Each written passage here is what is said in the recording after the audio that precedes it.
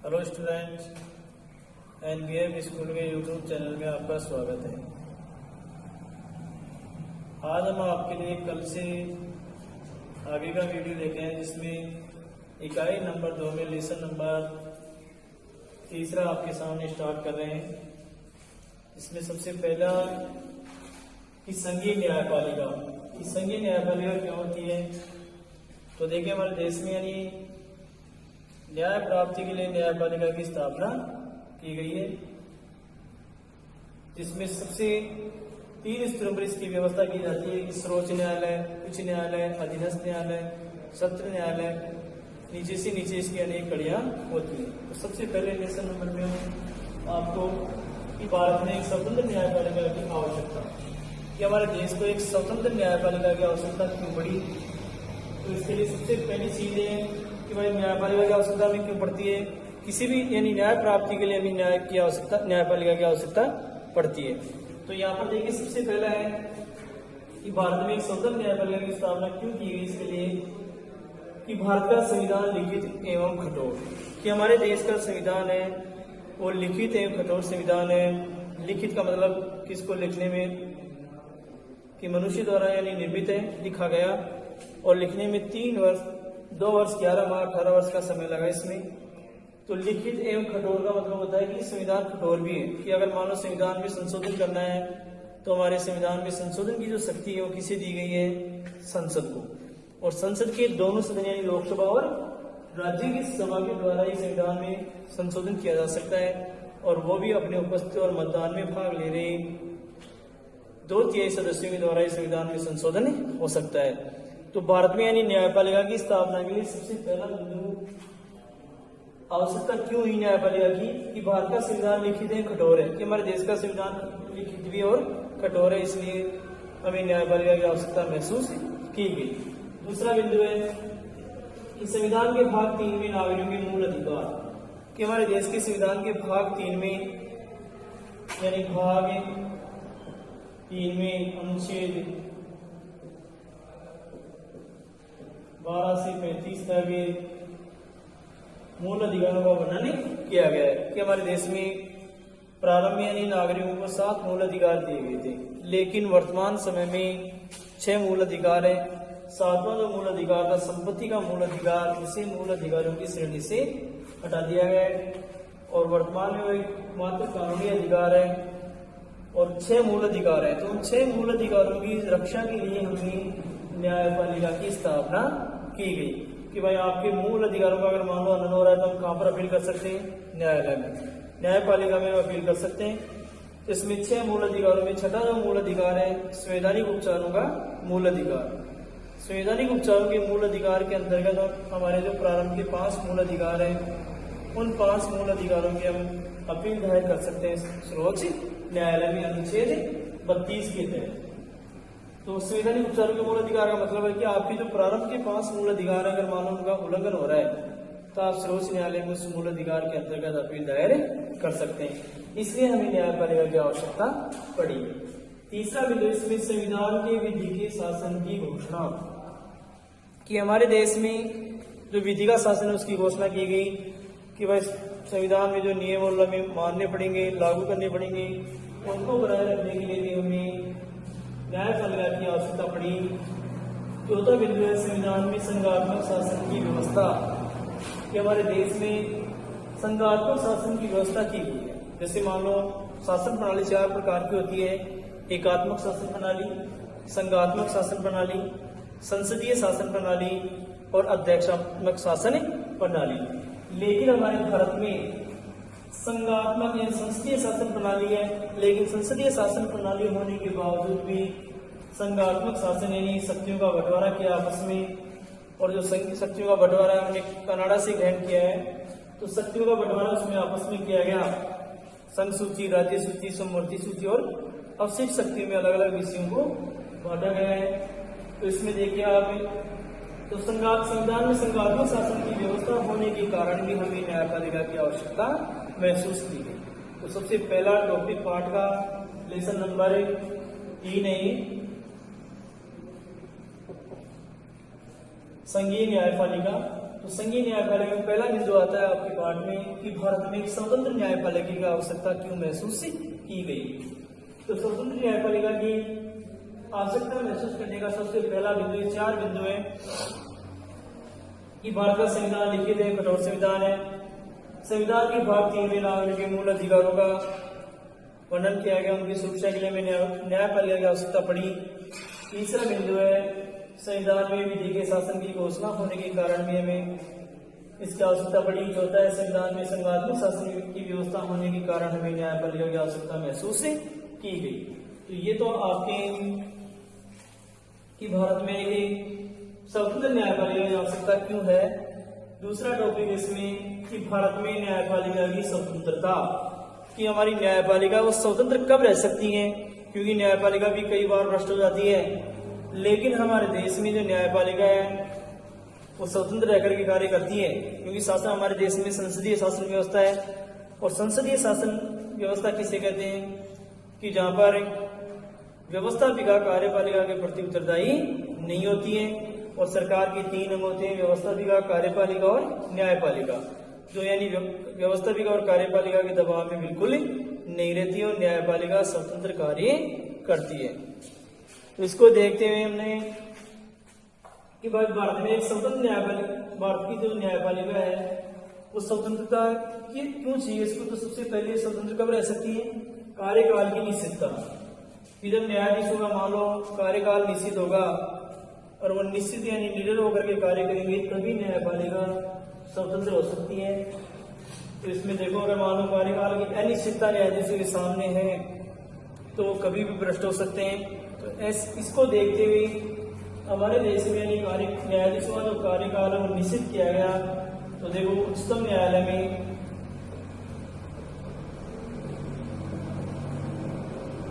उच्चतम न्यायालय में 65 वर्ष अधिकतम है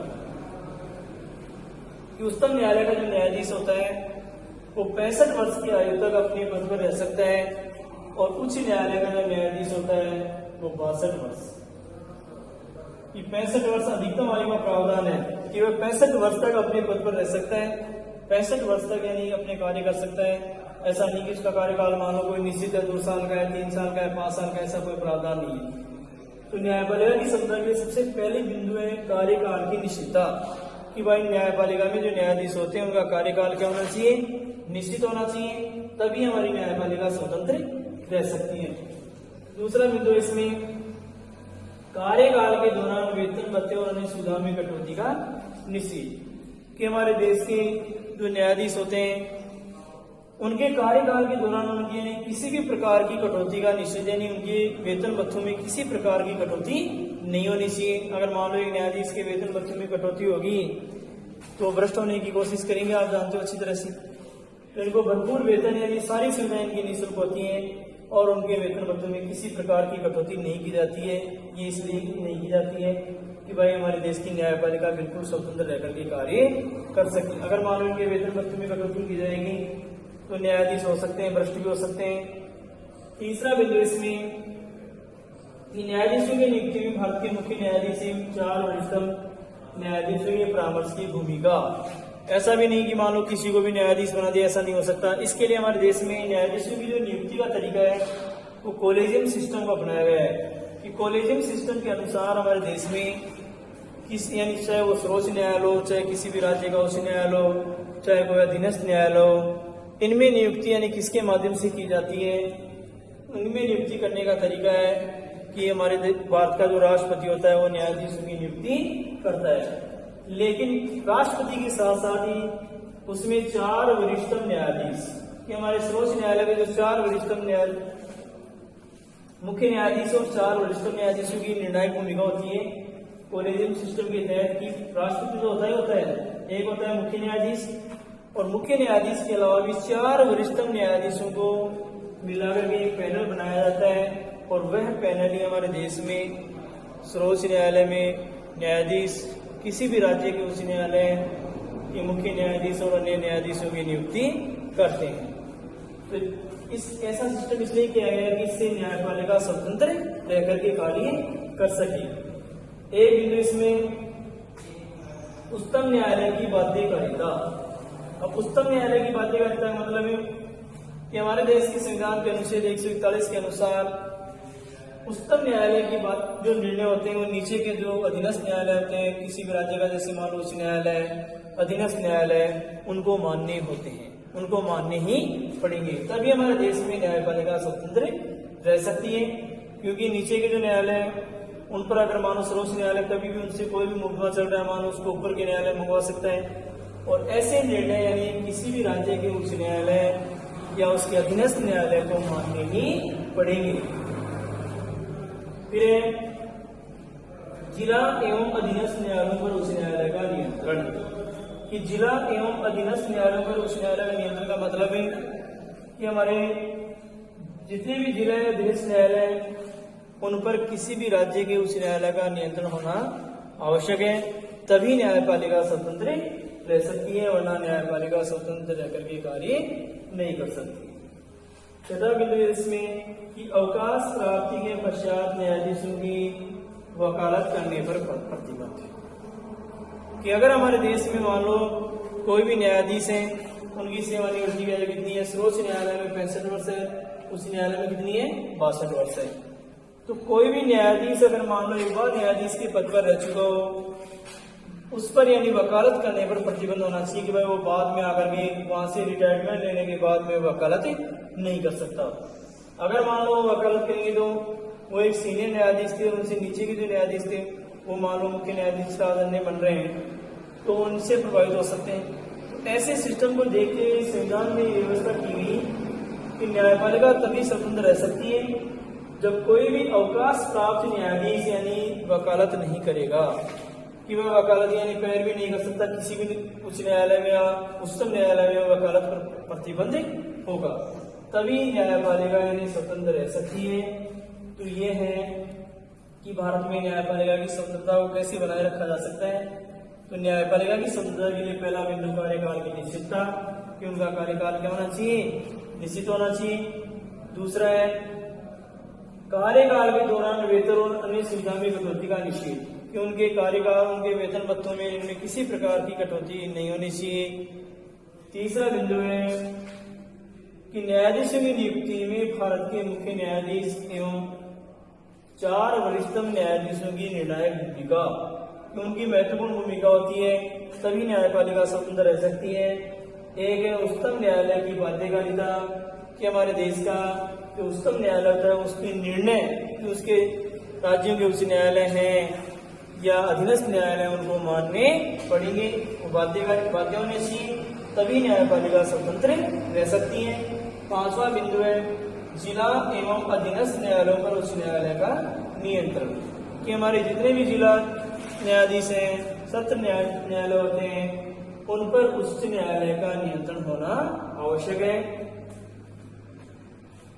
छठा बिंदु है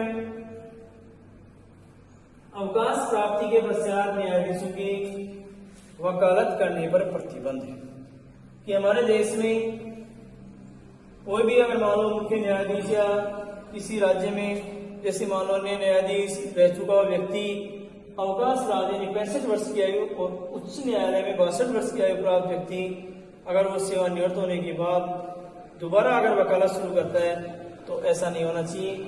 तभी अगर मान लो वो वकालत करेंगे तो उनसे सीनियर उनके जो पहले जूनियर जो सीनियर है वो ऊपर बैठे तो उनकी बात से वो क्या होंगे, प्रभावित हो सकते हैं। तो ऐसी सिचुएशन को देखते हुए निश्चित किया गया कि अवकाश प्राप्ति के पश्चात न्यायाधीश वकालतें नहीं करेंगे, तभी हमारे देश में न्यायपालिका की स्वतंत्रता को बनाए रखा जा सकता है।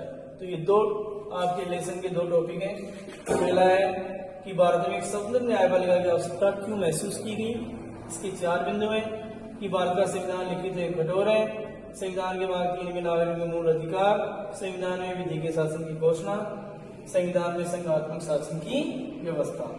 दूसरा टॉपिक है भारत में न्यायपालिका की स्वतंत्रता, कि हमारे देश में न्यायपालिका की स्वतंत्रता को कैसे बनाए रखा जा सकता है। इसका पहला बिंदु कार्यकाल की निश्चितता, दूसरा कार्यकाल के दौरान वेतन और अन्य सुविधा में कटौती का निषेध, तीसरा बिंदु है न्यायाधीशों की नियुक्ति में भारत के मुख्य न्यायाधीश एवं 4 वरिष्ठतम न्यायाधीशों के परामर्श की भूमिका, चौथा बिंदु है उच्चतम न्यायालय की बाध्यकारिता। और पांचवा बिंदु है जिला एवं अधीनस्थ न्यायालयों पर उच्च न्यायालय का नियंत्रण। छठा बिंदु है अवकाश प्राप्ति के पश्चात न्यायाधीशों की वकालत करने पर प्रतिबंध। अब इससे नेक्स्ट जो क्वेश्चन है देखो आप,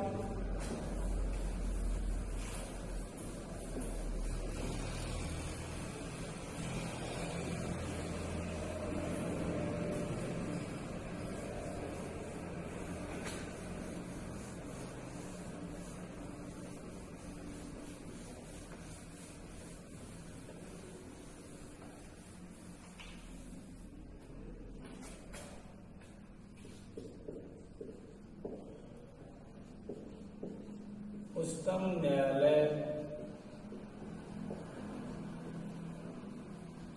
का